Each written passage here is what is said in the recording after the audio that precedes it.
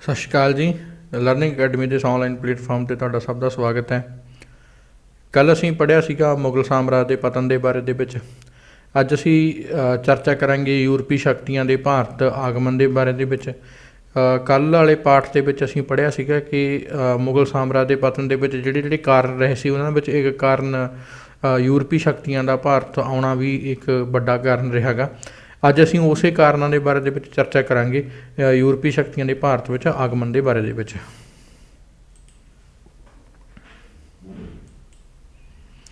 ਮੁਗਲ ਸਾਮਰਾਜ ਦੀਆਂ ਸੈਨਿਕ ਅਤੇ ਸੰਸਕ੍ਰਿਤ ਉਪਲਬਧੀਆਂ ਭਾਵੇਂ ਜੋ ਵੀ ਰਹੀਆਂ ਹੋਣ, ਮੁਗਲ ਸਮਰਾਟ ਦੇਸ਼ ਦੀਆਂ ਵਿਭਿੰਨ ਜਾਤੀਆਂ ਦੇ ਵਿੱਚ ਇੱਕ ਰਾਸ਼ਟਰ ਦੀ ਭਾਵਨਾ ਜਗਾਉਣ ਦੇ ਵਿੱਚ ਸਮੂਹਿਕ ਰੂਪ ਦੇ ਵਿੱਚ ਉਹਨਾਂ ਨੂੰ ਆਪਣੇ ਨਾਲ ਲੈ ਕੇ ਚੱਲਣ ਦੇ ਵਿੱਚ ਬੁਰੀ ਤਰ੍ਹਾਂ ਨਾਲ ਅਸਫਲ ਰਹੇ ਸੀਗੇ। ਮੁਗਲ ਸਾਮਰਾਜ ਦੇ ਵਿੱਚ ਜਦੋਂ ਔਰੰਗਜ਼ੇਬ ਦੀ ਮੌਤ ਹੁੰਦੀ ਆ ਤਾਂ ਔਰੰਗਜ਼ੇਬ ਤੋਂ ਬਾਅਦ ਮੁਗਲ ਸਾਮਰਾਜ ਦੇ ਪਤਨ ਦੀ ਜਿਹੜੀ ਪ੍ਰਕਿਰਿਆ ਸੀਗੀ ਉਹ ਬਹੁਤ ਤੇਜ਼ੀ ਨਾਲ ਸ਼ੁਰੂ ਹੋਈ ਸੀਗੀ। ਕੱਲ੍ਹ ਅਸੀਂ ਚਰਚਾ ਕਰੀ ਸੀਗੀ ਮੁਗਲ ਸਾਮਰਾਜ ਦੇ ਪਤਨ ਦੇ ਕਾਰਨਾਂ ਦੇ ਬਾਰੇ ਵਿੱਚ। ਬਿਲਕੁਲ ਤੁਸੀਂ ਉਸ ਪਾਠ ਨੂੰ ਬਹੁਤ ਚੰਗੀ ਤਰ੍ਹਾਂ ਨਾਲ ਪੜ੍ਹਿਆ ਹੋਣਾ, ਸੁਣਿਆ ਹੋਣਾ ਗਾ, ਰਿਵਾਈਜ਼ ਵੀ ਕੀਤਾ ਹੋਣਾ ਗਾ, ਤਾਂ ਉੱਥੋਂ ਤੁਹਾਨੂੰ ਜਿਹੜੇ ਕਾਰਨ ਹੈਗੇ ਨੇ ਯਾਦ ਹੋ ਗਏ ਹੋਣਗੇ। ਔਰੰਗਜ਼ੇਬ ਦੀ ਮੌਤ ਤੋਂ ਬਾਅਦ ਮੁਗਲ ਸਾਮਰਾਜ ਦੇ ਪਤਨ ਦੀ ਪ੍ਰਕਿਰਿਆ ਤੇਜ਼ ਹੋਈ। ਉੱਥੇ ਹੀ ਦੂਜੇ ਪਾਸੇ ਜਿਹੜੇ ਯੂਰਪ ਦੀਆਂ ਕੰਟਰੀਜ਼ ਸੀਗੀਆਂ ਉਹ ਸਮੁੰਦਰੀ ਜਾਂ ਓਸ਼ਨ ਨੈਵੀਗੇਸ਼ਨ ਜਾਂ ਸਮੁੰਦਰੀ ਨਕਸ਼ਿਆਂ ਦੇ ਰਾਹੀਂ ਉਹ ਭਾਰਤ ਪਹੁੰਚਣ ਦੇ ਵਿੱਚ ਸਫਲ ਹੋ ਰਹੀਆਂ ਸੀਗੀਆਂ। ਇੱਥੋਂ ਤੱਕ ਉਹਨਾਂ ਨੇ ਜਿਹੜਾ ਪੁਰਤਗਾਲੀ ਸੀਗੇ ਉਹ ਭਾਰਤ ਆਏ, ਡੱਚ ਭਾਰਤ ਆਏ, ਡੈਨਿਸ਼ ਆਏ, ਹੋਰ ਬਹੁਤ ਸਾਰੀਆਂ ਜਿਹੜੀਆਂ ਵਪਾਰਕ ਕੋਠੀਆਂ ਦੀ ਸਥਾਪਨਾ ਇੱਥੇ ਉਹਨਾਂ ਨੇ ਆ ਕੇ ਕੀਤੀ ਸੀਗੀ। ਦੂਜੇ ਪਾਸੇ ਯੂਰਪੀ ਦੇਸ਼ ਜਿਹੜੇ ਸੀਗੇ ਸਮੁੰਦਰੀ ਨੈਵੀਗੇਸ਼ਨ ਦੇ ਖੇਤਰ ਦੇ ਵਿੱਚ ਆਪਣੀ ਤਰੱਕੀ ਦੀ ਆਪਣੀਆਂ ਵਪਾਰਕ ਪ੍ਰਾਪਤੀਆਂ ਦੇ ਨਾਲ ਉਹ ਈਸਟ ਇੰਡੀਆ ਕੰਪਨੀ ਦੇ ਵਪਾਰ 'ਤੇ ਇੱਕ ਅਧਿਕਾਰ ਸਥਾਪਿਤ ਕਰਨ ਦੇ ਵਿੱਚ ਉਹ ਲੱਗੇ ਹੋਏ ਸੀਗੇ। ਉਹਨਾਂ ਦੇ ਲਈ ਭਾਰਤ ਸਪਸ਼ਟ ਰੂਪ ਦੇ ਵਿੱਚ ਇੱਕ ਪ੍ਰਮੁੱਖ ਟੀਚਾ ਸੀ, ਕਿਉਂਕਿ ਇਹ ਵਪਾਰ ਅਤੇ ਮੁਨਾਫਾਖੋਰੀ ਦੇ ਲਈ ਜ਼ਿਆਦਾ ਮੌਕੇ ਪ੍ਰਦਾਨ ਕਰ ਰਿਹਾ ਸੀਗਾ। ਇਸੇ ਕਰਕੇ ਹੀ ਯੂਰਪੀ ਜਿਹੜੀਆਂ ਸ਼ਕਤੀਆਂ ਸੀਗੀਆਂ ਉਹ ਭਾਰਤ ਵਿੱਚ ਆਉਣਾ ਚਾਹੁੰਦੀਆਂ ਸੀਗੀਆਂ, ਇੱਥੇ ਆ ਕੇ ਆਪਣਾ ਵਪਾਰ ਕਰਨਾ ਚਾਹੁੰਦੀਆਂ ਸੀਗੀਆਂ। ਅਤੇ ਇਹਨਾਂ ਸ਼ਕਤੀਆਂ ਦੇ ਵਿੱਚ ਸਭ ਤੋਂ ਪਹਿਲੇ ਨੰਬਰ ਦੇ ਉੱਤੇ ਪੁਰਤਗਾਲੀ ਜਿਹੜੇ ਸੀਗੇ ਉਹ ਪਹਿਲੀ ਵਾਰੀ ਭਾਰਤ ਦੇ ਵਿੱਚ ਆਉਣ ਦੇ ਵਿੱਚ ਸਫਲ ਹੋਏ ਸੀਗੇ। ਹੁਣ ਅਸੀਂ ਅੱਗੇ ਇਹਦੇ ਬਾਰੇ ਚਰਚਾ ਕਰਾਂਗੇ। ਹੁਣ ਅਸੀਂ ਪੁਰਤਗਾਲੀਆਂ ਦੇ ਬਾਰੇ ਵਿੱਚ ਚਰਚਾ ਕਰਾਂਗੇ। ਭਾਰਤੀ ਇਤਿਹਾਸ ਦੇ ਵਿੱਚ ਵਪਾਰ ਵਣਜ ਦੀ ਸ਼ੁਰੂਆਤ ਜਿਹੜੀ ਹੈਗੀ ਆ ਉਹ ਹੜੱਪਾ ਕਾਲ ਤੋਂ ਮੰਨੀ ਜਾਂਦੀ ਹੈਗੀ ਆ। ਭਾਰਤ ਦੀ ਪ੍ਰਾਚੀਨ ਸੱਭਿਆਚਾਰਕ ਵਿਰਾਸਤ, ਆਰਥਿਕ ਖੁਸ਼ਹਾਲੀ, ਅਧਿਆਤਮਿਕ ਪ੍ਰਾਪਤੀਆਂ, ਦਰਸ਼ਨ, ਕਲਾ ਆਦਿ ਤੋਂ ਪ੍ਰਭਾਵਿਤ ਹੋ ਕੇ ਬਹੁਤ ਸਾਰੇ ਜਿਹੜੇ ਵਪਾਰੀ ਅਤੇ ਯਾਤਰੀ ਸੀਗੇ ਉਹ ਭਾਰਤ ਆਉਣ ਲੱਗੇ। ਪਰ 15ਵੀਂ ਸ਼ਤਾਬਦੀ ਦੀ ਸ਼ੁਰੂਆਤ ਅਤੇ 17ਵੀਂ ਸ਼ਤਾਬਦੀ ਦੇ ਅੰਤ ਤੱਕ ਭਾਰਤ ਦੇ ਵਪਾਰ ਦੇ ਉੱਤੇ ਜਿਹੜਾ ਪ੍ਰਭਾਵ ਰਿਹਾ ਉਹ ਯੂਰਪੀ ਕੰਪਨੀਆਂ ਦਾ ਰਿਹਾ। ਅਤੇ ਯੂਰਪੀ ਕੰਪਨੀਆਂ ਨੇ ਇੱਥੇ ਆਰਥਿਕ, ਰਾਜਨੀਤਿਕ, ਸਮਾਜਿਕ ਹੋਣੀ ਨੂੰ ਲਗਭਗ ਇੱਥੋਂ ਦੀ ਨੂੰ ਉਹਨਾਂ ਨੇ ਘੱਟੋ ਘੱਟ 350 ਸਾਲ ਤੱਕ ਮਤਲਬ ਉਹਨਾਂ ਨੇ ਪ੍ਰਭਾਵਿਤ ਕੀਤਾ ਸੀਗਾ। ਕਿਉਂਕਿ ਪੁਰਤਗਾਲੀ ਆਏ, ਪੁਰਤਗਾਲੀ ਤੋਂ ਬਾਅਦ ਡੱਚ ਆ ਗਏ, ਡੱਚ ਤੋਂ ਬਾਅਦ ਫਰਾਂਸੀਸੀ ਆਏ, ਫਰਾਂਸੀਸੀਆਂ ਤੋਂ ਬਾਅਦ ਭਾਰਤ ਦੇ ਵਿੱਚ ਅੰਗਰੇਜ਼ੀ ਈਸਟ ਇੰਡੀਆ ਕੰਪਨੀ ਨੇ ਰਾਜ ਕਰਨਾ ਸ਼ੁਰੂ ਕੀਤਾ ਸੀਗਾ। ਅਤੇ ਅੰਗਰੇਜ਼ਾਂ ਨੇ ਤੁਹਾਨੂੰ ਪਤਾ ਹੀ ਆ ਕਿ 1947 ਤੱਕ ਭਾਰਤ ਦੇ ਉੱਤੇ ਰਾਜ ਕੀਤਾ ਸੀਗਾ। 17ਵੀਂ ਸ਼ਤਾਬਦੀ ਦੇ ਅੰਤ ਤੱਕ ਭਾਰਤ ਵਿੱਚ ਵਪਾਰ ਦੇ ਸ਼ੁਰੂਆਤੀ ਉਦੇਸ਼ਾਂ ਦੇ ਨਾਲ ਦਾਖਲਾ ਲੈਣ ਵਾਲੀਆਂ ਯੂਰਪੀ ਕੰਪਨੀਆਂ ਨੇ ਇੱਥੋਂ ਦੀ ਰਾਜਨੀਤਿਕ, ਆਰਥਿਕ ਅਤੇ ਸਮਾਜਿਕ ਹੋਣੀ ਨੂੰ ਲਗਭਗ 350 ਸਾਲ ਤੱਕ ਪ੍ਰਭਾਵਿਤ ਕੀਤਾ। ਇਹਨਾਂ ਵਿਦੇਸ਼ੀ ਤਾਕਤਾਂ ਦੇ ਵਿੱਚ ਪੁਰਤਗਾਲੀ ਸਭ ਤੋਂ ਪਹਿਲੇ ਸਨ।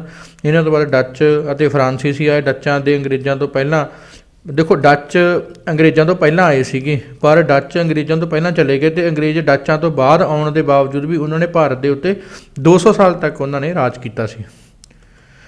ਯੂਰਪੀ ਤਾਕਤਾਂ ਦੇ ਵਿੱਚ ਪੁਰਤਗਾਲੀ ਕੰਪਨੀ ਨੇ ਭਾਰਤ ਵਿੱਚ ਸਭ ਤੋਂ ਪਹਿਲਾਂ ਕਦਮ ਰੱਖਿਆ ਸੀਗਾ। ਯੂਰਪੀ ਕੰਪਨੀ ਨੇ ਮਤਲਬ ਪੁਰਤਗਾਲੀ ਕੰਪਨੀ ਨੇ ਯੂਰਪੀਆਂ ਦੇ ਵਿੱਚ ਭਾਰਤ ਦੇ ਸਭ ਤੋਂ ਪਹਿਲਾਂ ਕਦਮ ਰੱਖਿਆ ਸੀ। ਅਤੇ ਭਾਰਤ ਦੇ ਲਈ ਨਵੇਂ ਸਮੁੰਦਰੀ ਮਾਰਗ ਦਾ ਜਿਹੜਾ ਰਾਹ ਖੋਜਿਆ ਸੀਗਾ ਉਹ ਪੁਰਤਗਾਲੀ ਵਪਾਰੀ ਵਾਸਕੋ ਡੀ ਗਾਮਾ ਨੇ 17 ਮਈ 1498 ਈਸਵੀ ਨੂੰ ਭਾਰਤ ਦੇ ਪੱਛਮੀ ਸਮੁੰਦਰੀ ਕੰਢੇ ਦੇ ਉੱਤੇ ਸਥਿਤ ਬੰਦਰਗਾਹ ਕਾਲੀਕਟ ਪਹੁੰਚ ਕੇ ਉਸਨੇ ਜਿਹੜੀ ਹੈਗੀ ਹੈ ਭਾਰਤ ਦੇ ਇਸ ਰਸਤੇ ਦੀ, ਸਮੁੰਦਰੀ ਰਸਤੇ ਦੀ ਖੋਜ ਕੀਤੀ ਸੀਗੀ।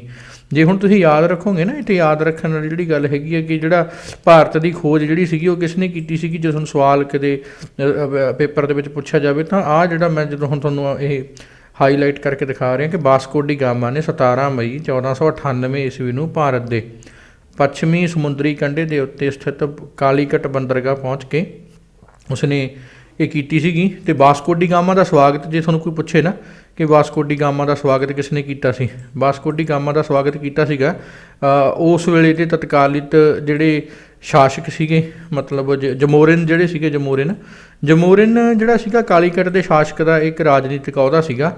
ਆਪਾਂ ਉਹਨੂੰ ਜਿਵੇਂ ਹੁਣ ਆਪਣੇ ਭਾਰਤ 'ਤੇ ਸ਼ਾਸਨ ਕਰਨ ਵਾਲੇ ਜਿਹੜੇ ਹੈਗੇ ਨੇ ਉਹਨਾਂ ਦਾ ਨਾਂ ਰਾਸ਼ਟਰਪਤੀ ਹੈਗਾ ਗਾ, ਮਤਲਬ ਜਿਹੜੇ ਆਪਣੇ ਹੁਣ ਇੱਥੇ ਸ਼ਾਸਨ ਕਰਦੇ ਹੈਗੇ ਨੇ, ਜਿਨ੍ਹਾਂ ਦੀ ਚੱਲਦੀ ਹੈਗੀ ਆ, ਜਿਹੜੇ ਸਰਕਾਰ ਚਲਾਉਂਦੇ ਉਹਨੂੰ ਅਸੀਂ ਪ੍ਰਧਾਨ ਮੰਤਰੀ ਕਹਿੰਦੇ ਕਾ, ਉਹਦਾ ਨਾ ਉਹਨਾਂ ਨੇ ਉਹਦੇ ਦਾ ਨਾਂ ਆਪਾਂ ਦਿੱਤਾ ਹੈਗਾ।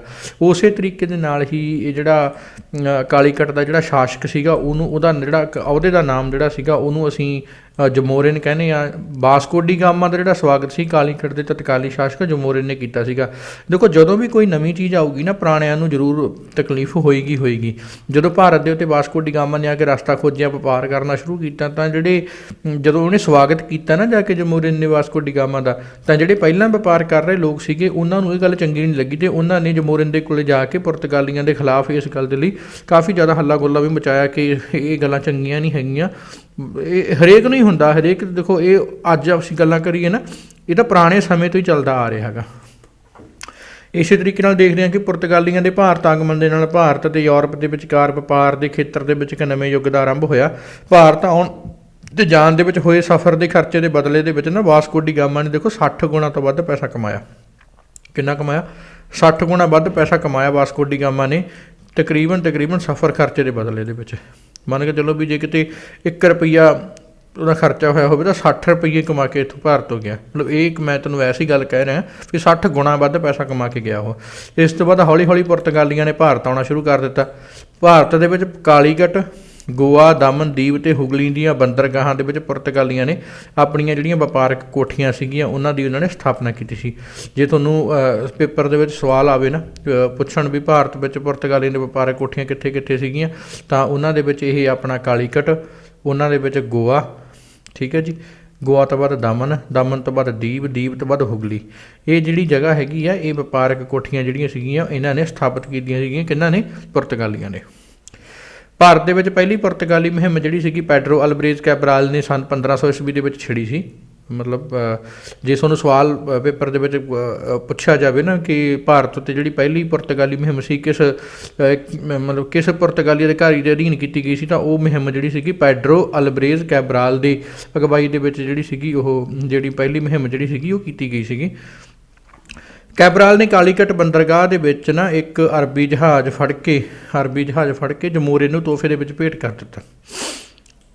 ਜਿਵੇਂ ਆਪਾਂ ਪਿਛਲੀ ਸਲਾਈਡਾਂ ਦੇ ਵਿੱਚ ਵੀ ਚਰਚਾ ਕਰਕੇ ਆਏ ਸੀਗੇ ਕੱਲ੍ਹ, ਜਦੋਂ ਮੁਗਲ ਸਾਮਰਾਜ ਦੇ ਪਤਨ ਦੀਆਂ ਗੱਲਾਂ ਕਰਦੇ ਸੀ ਨਾ, ਵੀ ਦਰਬਾਰ ਦੇ ਵਿੱਚ ਜਿਹੜੀ ਅਰਾਜਕਤਾ ਫੈਲੀ ਹੋਈ ਸੀਗੀ, ਉਹਦੇ ਵਿੱਚ ਜਿਹੜੇ ਉਮਰਾ ਵਰਗ ਦੇ ਲੋਕ ਸੀਗੇ ਉਹ 2 ਵਰਗਾਂ ਦੇ ਵਿੱਚ ਵੰਡੇ ਹੋਏ ਸੀਗੇ। ਅਤੇ ਉਮਰਾ ਵਰਗ ਜਿਹੜੇ ਲੋਕ ਸੀਗੇ ਉਹ ਕੀ ਕਰਦੇ ਸੀਗੇ ਨਾ, ਬਾਦਸ਼ਾਹ ਦੇ ਕੋਲੇ ਦੂਜੇ ਧਿਰ ਦੇ ਖਿਲਾਫ ਜਾ ਕੇ ਉਹ ਇੱਕ ਦੂਜੇ ਦੀਆਂ ਮਤਲਬ ਤੁਸੀਂ ਕਹਿ ਸਕਦੇ ਹੈਗੇ ਹੋ ਕਿ ਉਹ ਇੱਕ ਚੁਗਲੀਆਂ ਕਰ ਦਿੰਦੇ ਸੀਗੇ ਨਾ, ਅਤੇ ਉਸੇ ਤਰੀਕੇ ਦੇ ਨਾਲ ਉੱਥੇ ਮਤਲਬ ਰੌਲਾ ਪੈ ਜਾਂਦਾ ਸੀਗਾ।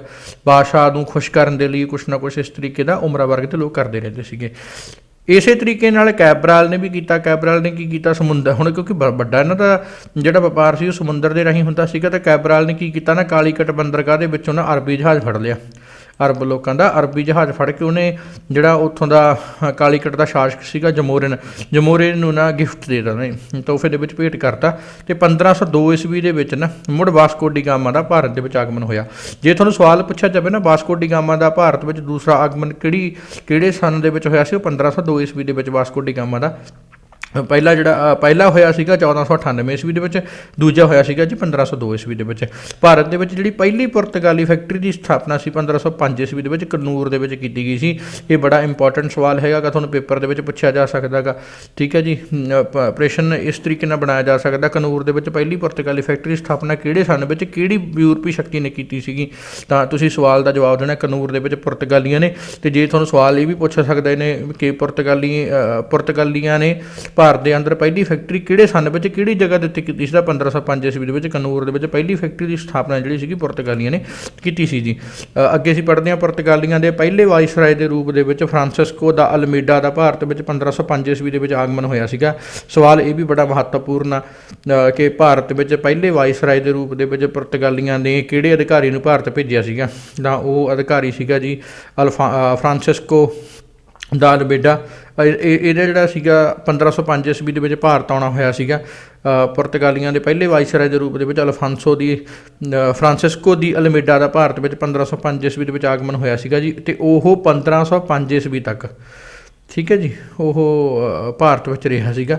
ਅਤੇ ਉਸ ਨੂੰ ਪੁਰਤਗਾਲੀ ਸਰਕਾਰ ਨੇ ਹੁਕਮ ਦਿੱਤਾ ਸੀ ਕਿ ਉਹ ਭਾਰਤ ਵਿੱਚ ਸਿਰਫ ਅਜਿਹੇ ਕਿਲ੍ਹਿਆਂ ਦਾ ਨਿਰਮਾਣ ਕਰੇ ਜਿਹਦਾ ਉਦੇਸ਼ ਸੁਰੱਖਿਆ ਨਾ ਹੋ ਕੇ ਹਿੰਦ ਮਹਾਸਾਗਰ ਦੇ ਵਪਾਰ ਦੇ ਉੱਤੇ ਪੁਰਤਗਾਲੀ ਕਬਜ਼ਾ ਵੀ ਸਥਾਪਿਤ ਕਰਨਾ ਹੋਵੇ, ਕਿਉਂਕਿ ਇਹ ਲੋਕ ਜਿਹੜੇ ਸੀਗੇ ਸਮੁੰਦਰ ਦੇ ਰਸਤਿਆਂ ਤੋਂ ਆਉਂਦੇ ਸੀਗੇ, ਸਮੁੰਦਰ ਦਾ ਵਪਾਰ ਉਹਨਾਂ ਨੂੰ ਪਤਾ ਸੀਗਾ, ਸਮੁੰਦਰ ਦੇ ਰਾਹੀਂ ਵਪਾਰ ਹੁੰਦਾ, ਅਤੇ ਇਹ ਉਸੇ ਵਪਾਰ ਦੇ ਉੱਤੇ ਕਬਜ਼ਾ ਕਰਨਾ ਚਾਹੁੰਦੇ ਸੀ। ਹਿੰਦ ਮਹਾਸਾਗਰ ਦੇ ਵਪਾਰ ਦੇ ਉੱਤੇ ਪੁਰਤਗਾਲੀ ਕਬਜ਼ਾ ਕਰਨਾ ਚਾਹੁੰਦੇ ਸੀਗੇ।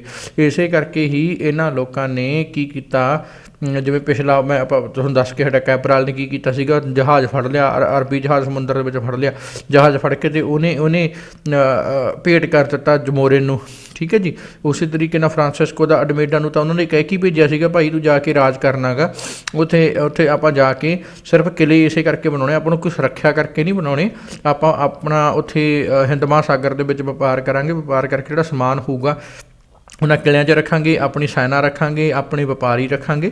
ਇਸੇ ਤਰੀਕੇ ਨਾਲ ਉਹਨਾਂ ਕਿਲ੍ਹਿਆਂ ਦੀ ਸਥਾਪਨਾ ਕਰਨੀ ਸ਼ੁਰੂ ਕੀਤੀ। ਉਹ ਜਿਹੜਾ ਸੀਗਾ ਫਰਾਂਸਿਸਕੋ ਦੀ ਅਲਮੇਡਾ ਸੀਗਾ, ਉਹਨੇ ਇੱਕ ਬੜੀ ਦਿਲਚਸਪ ਪਾਲਿਸੀ ਜਿਹੜੀ ਬਣਾਈ ਸੀਗੀ, ਉਹਨੂੰ ਅਸੀਂ ਕਹਿੰਦੇ ਹਾਂ, ਉਸ ਨੀਤੀ ਦਾ ਨਾਂ ਸੀਗਾ ਨੀਲੇ ਜਾਂ ਸ਼ਾਂਤ ਜਲ ਦੀ ਨੀਤੀ ਜਾਂ ਬਲੂ ਵਾਟਰ ਪਾਲਿਸੀ ਦੇ ਨਾਂ ਨਾਲ ਵੀ ਜਾਣਿਆ ਜਾਂਦਾ ਜੀ, ਠੀਕ ਹੈ ਜੀ। ਇਹ ਬਲੂ ਵਾਟਰ ਪਾਲਿਸੀ ਦਾ ਤਾਂ ਮਤਲਬ ਮੈਂ ਤੁਹਾਨੂੰ ਪਹਿਲਾਂ ਹੀ ਦੱਸ ਚੁੱਕਿਆ ਗਾ ਕਿ ਨੀਲਾ ਜਲ ਤਾਂ ਕਹਿੰਦੇ ਹਾਂ ਨਾ ਆਪਾਂ, ਹਿੰਦ ਮਹਾਸਾਗਰ ਜਿਹੜਾ ਸੀਗਾ ਉਹਦਾ ਰੰਗ, ਪਾਣੀ ਦਾ ਰੰਗ ਨੀਲਾ ਹੋਣ ਕਰਕੇ ਉਹਨੂੰ ਨੀਲੇ ਪਾਣੀ ਦੀ ਨੀਤੀ ਜਾਂ ਬਲੂ ਵਾਟਰ ਪਾਲਿਸੀ ਅਸੀਂ ਕਹਿ ਸਕਦੇ ਹੈਗੇ ਹਾਂ। ਅਤੇ ਉਹ ਇਹ ਸੀਗਾ ਵੀ ਉਹਨਾਂ ਦੇ ਬਲੂ ਵਾਟਰ ਪਾਲਿਸੀ ਦਾ ਮਤਲਬ ਹਿੰਦ ਮਹਾਸਾਗਰ ਦੇ ਵਪਾਰ ਦੇ ਉੱਤੇ ਆਪਣਾ ਕਬਜ਼ਾ ਸਥਾਪਿਤ ਕਰਨਾ। ਇਸੇ ਕਰਕੇ ਹੀ ਉਹਨੇ ਜਿਹੜੀ ਨੀਤੀ ਬਣਾਈ ਸੀਗੀ, ਇਸ ਨੀਤੀ ਦੇ ਤਹਿਤ ਫਰਾਂਸਿਸਕੋ ਦੀ ਅਲਮੇਡਾ ਨੂੰ ਪੁਰਤਗਾਲੀਆਂ ਨੇ ਭਾਰਤ ਦਾ ਵਾਇਸਰਾਏ ਬਣਾ ਕੇ ਭਾਰਤ ਵਿੱਚ ਭੇਜਿਆ ਸੀਗਾ। 1508 ਈਸਵੀ ਦੇ ਵਿੱਚ ਅਲਮੇਡਾ ਨੇ ਸੰਯੁਕਤ ਮੁਸਲਿਮ ਸਮੁੰਦਰੀ ਬੇੜੇ ਮਿਸਰ, ਤੁਰਕੀ ਪਲੱਸ ਗੁਜਰਾਤ ਦੇ ਨਾਲ ਚੌਲ ਦੀ ਜੰਗ ਦੇ ਵਿੱਚ ਲੜਾਈ ਹੋਈ ਅਤੇ ਉੱਥੇ ਉਹ ਹਾਰ ਗਿਆ।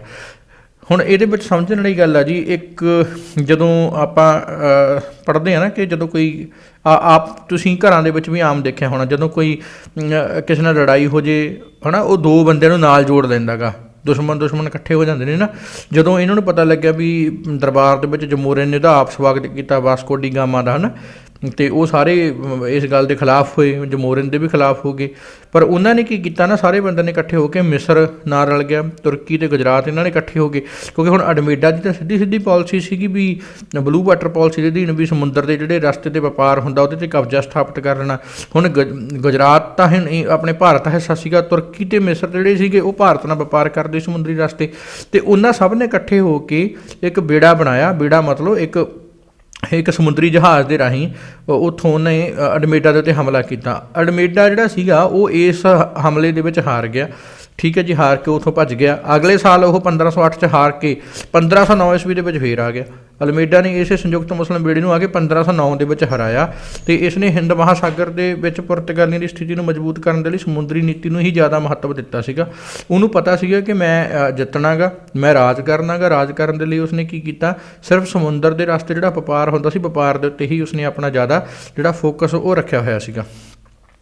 ਸੰਨ 1509 ਈਸਵੀ ਦੇ ਵਿੱਚ ਭਾਰਤ ਵਿੱਚ ਅਗਲੇ ਵਾਇਸਰਾਏ ਦੇ ਰੂਪ ਦੇ ਵਿੱਚ ਅਲਫਾਂਸੋ ਦੀ ਅਲਬੁਕਰਕ ਦਾ ਆਗਮਨ ਹੋਇਆ।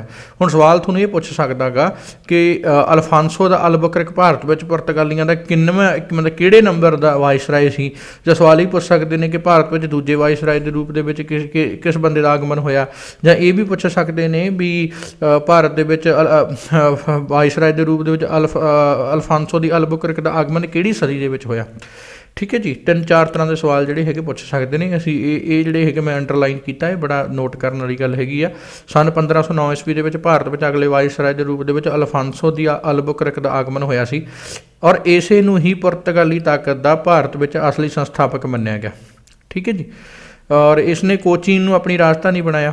ਠੀਕ ਹੈ ਜੀ, ਔਰ ਸਵਾਲ ਇੱਥੇ ਨੋਟ ਕਰਨ ਵਾਲਾ ਗਾ ਜੀ ਕਿ ਐਗਜ਼ਾਮੀਨਰ ਤੁਹਾਨੂੰ ਸਵਾਲ ਪੇਪਰ 'ਚ ਹੀ ਪੁੱਛ ਸਕਦਾ ਗਾ, ਪੁਰਤਗਾਲੀਆਂ ਨੇ ਕੋਚੀਨ ਨੂੰ ਭਾਰਤ ਵਿੱਚ ਕਿਹੜੇ ਵਾਇਸਰਾਏ ਦੇ ਵੇਲੇ ਦੇ ਵਿੱਚ ਰਾਜਧਾਨੀ ਬਣਾਇਆ ਸੀਗਾ, ਤਾਂ ਸਾਡਾ ਸਵਾਲ ਦਾ ਜਵਾਬ ਆਏਗਾ ਅਲਫਾਂਸੋ ਦੀ ਅਲਬੁਕਰਕ। ਅਤੇ ਅਸੀਂ ਇਹ ਵੀ ਸਵਾਲ ਐਗਜ਼ਾਮੀਨਰ ਇਹ ਵੀ ਤੁਹਾਨੂੰ ਪੁੱਛ ਸਕਦਾ ਗਾ, ਭਾਰਤ ਵਿੱਚ ਪੁਰਤਗਾਲੀਆਂ ਦੀ ਤਾਕਤ ਦਾ ਅਸਲੀ ਸੰਸਥਾਪਕ ਕਿਹੜੇ ਵਾਇਸਰਾਏ ਨੂੰ ਮੰਨਿਆ ਜਾਂਦਾ, ਤਾਂ ਵੀ ਜਿਹੜੇ ਸਵਾਲ ਦਾ ਜਵਾਬ ਅਲਫਾਂਸੋ ਦੀ ਅਲਬੁਕਰਕ ਆਏਗਾ। ਅਤੇ ਇਹ ਵੀ ਸਵਾਲ ਪੁੱਛਿਆ ਜਾ ਸਕਦਾ ਕਿ ਪੁਰਤਗਾਲੀ ਜਿਹੜਾ ਦੂਜਾ ਪੁਰਤਗਾਲੀ ਵਾਇਸਰਾਏ ਅਲਫਾਂਸੋ ਦੀ ਅਲਬੁਕਰਕ ਜਿਹੜਾ ਸੀਗਾ ਉਸਨੇ ਕਿਹੜੀ ਜਗ੍ਹਾ ਨੂੰ ਆਪਣੀ ਰਾਜਧਾਨੀ ਬਣਾਇਆ ਸੀਗਾ, ਤਾਂ ਉਹਦਾ ਸਵਾਲ ਦਾ ਜਵਾਬ ਆਊਗਾ ਜੀ ਕੋਚੀਨ ਨੂੰ ਉਹਨੇ ਆਪਣੀ ਰਾਜਧਾਨੀ ਬਣਾਇਆ ਸੀਗਾ। ਅਲਬੁਕਰਕ ਨੇ 1510 ਈਸਵੀ ਦੇ ਵਿੱਚ ਗੋਆ ਨੂੰ ਬੀਜਾਪੁਰ ਦੇ ਸ਼ਾਸਕ ਯੂਸਫ ਆਦਲ ਸ਼ਾਹ ਤੋਂ ਖੋਹ ਕੇ ਇਸ ਨੂੰ ਆਪਣੇ ਅਧਿਕਾਰ ਖੇਤਰ ਦੇ ਵਿੱਚ ਕਰ ਲਿਆ। ਸਵਾਲ ਪੁੱਛਿਆ ਜਾ ਸਕਦਾ ਗਾ ਜੀ ਗੋਆ ਨੂੰ ਪੁਰਤਗਾਲੀਆਂ ਨੇ ਕਿਹੜੇ ਸਨ ਦੇ ਵਿੱਚ ਆਪਣੇ ਸਾਮਰਾਜ ਦੇ ਵਿੱਚ ਸ਼ਾਮਲ ਕੀਤਾ ਸੀ? 1510 ਈਸਵੀ ਦੇ ਵਿੱਚ ਕੀਤਾ ਸੀ ਜੀ। ਕਿਹੜੇ ਰਾਜੇ ਤੋਂ ਖੋਹਿਆ ਸੀਗਾ ਜੀ? ਉਸਨੇ ਬੀਜਾਪੁਰ ਦੇ ਸ਼ਾਸਕ ਯੂਸਫ ਆਦਲ ਸ਼ਾਹ ਤੋਂ ਖੋਹਿਆ ਸੀਗਾ। ਜਦੋਂ ਅਸੀਂ ਪਿਛਲੀ ਮੁਗਲਾਂ ਦੇ ਪਤਨ ਦੇ ਬਾਰੇ ਪੜ੍ਹਿਆ ਸੀ ਨਾ, ਮੁਗਲਾਂ ਦੇ ਪਤਨ ਦੇ ਵਿੱਚ ਅਸੀਂ ਪੜ੍ਹਿਆ ਸੀਗਾ ਕਿ ਜਿਹੜੀਆਂ ਖੇਤਰੀ ਸ਼ਕਤੀਆਂ ਸੀਗੀਆਂ ਔਰੰਗਜ਼ੇਬ ਦੀ ਮੌਤ ਤੋਂ ਬਾਅਦ ਉਹਨਾਂ ਨੇ ਸਿਰ ਚੁੱਕ ਲਿਆ ਸੀਗਾ, ਉਹ ਆਪਣੇ ਪੱਧਰ ਦੇ ਉੱਤੇ ਆਪਣਾ ਰਾਜ ਸਥਾਪਿਤ ਕਰਨ ਲੱਗ ਗਈਆਂ ਸੀਗੀਆਂ। ਉਹਨਾਂ ਵਿੱਚ ਬੀਜਾਪੁਰ ਦਾ ਸ਼ਾਸਕ ਵੀ ਇੱਕ ਸੀਗਾ। ਬੀਜਾਪੁਰ ਦਾ ਸ਼ਾਸਕ ਸੀਗਾ ਜੀ ਯੂਸਫ ਆਦਲ ਸ਼ਾਹ। ਯੂਸਫ ਆਦਲ ਸ਼ਾਹ ਨੇ ਮਤਲਬ ਗੋਆ ਨੂੰ ਆਪਣੇ ਕਬਜ਼ੇ ਵਿੱਚ ਕੀਤਾ ਹੋਇਆ ਸੀਗਾ, ਜਿਹਦੇ ਤੋਂ ਮਤਲਬ ਅਲਫਾਂਸੋ ਦੀ ਅਲਬੁਕਰਕ ਨੇ 1510 ਈਸਵੀ ਦੇ ਵਿੱਚ ਗੋਆ ਬੀਜਾਪੁਰ ਦੇ ਸ਼ਾਸਕ ਤੋਂ ਖੋਹ ਕੇ ਆਪਣੇ ਰਾਜ ਵਿੱਚ ਸ਼ਾਮਲ ਕਰ ਲਿਆ। ਅਲਫਾਂਸੋ ਦੀ ਅਲਬੁਕਰਕ ਨੇ 1511 ਈਸਵੀ ਦੇ ਵਿੱਚ ਦੱਖਣੀ ਪੂਰਬੀ ਏਸ਼ੀਆ ਦੀ ਸਭ ਤੋਂ ਮਹੱਤਵਪੂਰਨ ਮੰਡੀ ਮਲੱਕਾ ਅਤੇ 1515 ਈਸਵੀ ਦੇ ਵਿੱਚ ਫਾਰਸ ਦੀ ਖਾੜੀ ਵਿੱਚ ਸਥਿਤ ਹੋਰਮੁਜ਼ ਦੇ ਉੱਤੇ ਆਪਣਾ ਉਸਨੇ ਕਬਜ਼ਾ ਸਥਾਪਿਤ ਕਰ ਲਿਆ ਜੀ। ਅਲਬੁਕਰਕ ਨੇ ਇਸੇ ਤੋਂ ਬਿਨਾਂ ਹੀ ਪੁਰਤਗਾਲੀ ਮਰਦ ਜਿਹੜੇ ਸੀਗੇ ਉਹਨਾਂ ਨੂੰ ਉਸਨੇ ਕਿਹਾ ਕਿ ਪੁਰਤਗਾਲ ਦੀ ਆਬਾਦੀ ਵਧਾਉਣ ਦਾ ਉਦੇਸ਼ ਕੀ ਰੱਖਿਆ ਕਿ ਭਾਰਤ ਦੀਆਂ ਔਰਤਾਂ ਦੇ ਨਾਲ ਵਿਆਹ ਕਰਵਾ ਲਓ। ਉਹਨੇ ਉਹਨਾਂ ਨੂੰ ਉਤਸ਼ਾਹਿਤ ਕੀਤਾ ਕਿ ਪੁਰਤਗਾਲ ਦੀ ਆਬਾਦੀ ਵਧਾਉਣ ਦੇ ਲਈ ਹੁਣ ਜਿਹੜੇ ਬੰਦੇ ਇੱਥੇ ਮਤਲਬ ਵਪਾਰ ਕਰਨ ਦੇ ਲਈ ਆਏ ਸੀਗੇ ਉਹ ਇੱਥੇ ਵਸ ਗਏ। ਭਾਰਤ ਦੀਆਂ ਔਰਤਾਂ ਦੇ ਨਾਲ ਉਹਨਾਂ ਨੇ ਵਿਆਹ ਕਰਵਾਇਆ, ਔਰਤਾਂ ਨਾਲ ਵਿਆਹ ਕਰਵਾ ਕੇ ਅਤੇ ਉਹਨਾਂ ਨੇ ਜਿਹੜੇ ਬੱਚੇ ਪੈਦਾ ਹੋਏ ਉਹਨਾਂ ਪੁਰਤਗਾਲ ਦੀ ਆਬਾਦੀ ਵਧਾਉਣ ਦੇ ਲਈ ਉਸਨੇ ਇੱਥੋਂ ਲੋਕਾਂ ਨੂੰ ਕਿਹਾ ਕਿ ਪੁਰਤਗਾਲ ਦੇ ਲੋਕਾਂ ਨੂੰ ਕਿ ਉਹ ਇੱਥੇ ਆਉਣ, ਇੱਥੇ ਆ ਕੇ ਭਾਰਤ ਦੀਆਂ ਔਰਤਾਂ ਨਾਲ ਵਿਆਹ ਕਰਾਉਣ ਅਤੇ ਪੁਰਤਗਾਲ ਦੀ ਆਬਾਦੀ ਨੂੰ ਵਧਾਉਣ। ਪੁਰਤਗਾਲੀ ਸੱਤਾ ਅਤੇ ਸੱਭਿਆਚਾਰਕ ਕੇਂਦਰ ਦੇ ਰੂਪ ਦੇ ਵਿੱਚ ਅਲਫਾਂਸੋ ਦੀ ਅਲਬੁਕਰਕ ਨੇ ਗੋਆ ਨੂੰ ਸਥਾਪਿਤ ਕੀਤਾ ਸੀਗਾ ਜੀ। ਠੀਕ ਹੈ ਜੀ। ਇਹ ਬਿਲਕੁਲ ਉਸੇ ਸਮੇਂ ਦੇ ਵਿੱਚ ਸੀ ਜਦੋਂ ਪੁਰਤਗਾਲੀਆਂ ਨੇ ਸਿੱਧੇ ਤੌਰ ਦੇ ਉੱਤੇ ਭਾਰਤ ਵਿੱਚ ਆਪਣੀ ਦਖਲਅੰਦਾਜ਼ੀ ਕਰਨੀ ਸ਼ੁਰੂ ਕਰ ਦਿੱਤੀ।